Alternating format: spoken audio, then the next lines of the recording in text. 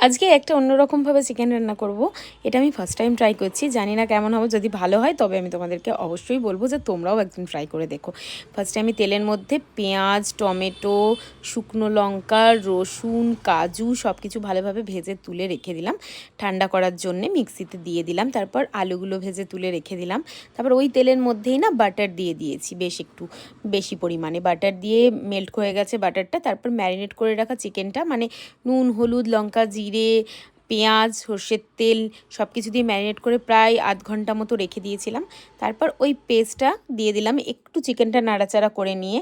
আর চিকেনটার মধ্যে কিন্তু কোনো রকম জল ইউজ করব না, পুরোটাই এই চিকেনের থেকে যে জল বেরোবে সেটা দিয়েই কিন্তু রান্না হবে। এই দেখো রান্নাটা কিন্তু আমার একদম রেডি। ঢাকা দিয়ে দিয়ে অনেকক্ষণ রান্নাটা করেছি। আলুও সিদ্ধ হয়ে গেছে, মাংসও সিদ্ধ হয়ে গেছে, তেলও কিন্তু ছেড়ে দিয়েছে মাংসের থেকে। এত টেস্টি হয়েছিল না চিকেনটা, তোমরাও একবার এভাবে বানিয়ে দেখো। আর লাস্টে কিন্তু গরম মশলা দিয়েছি, ব্যাস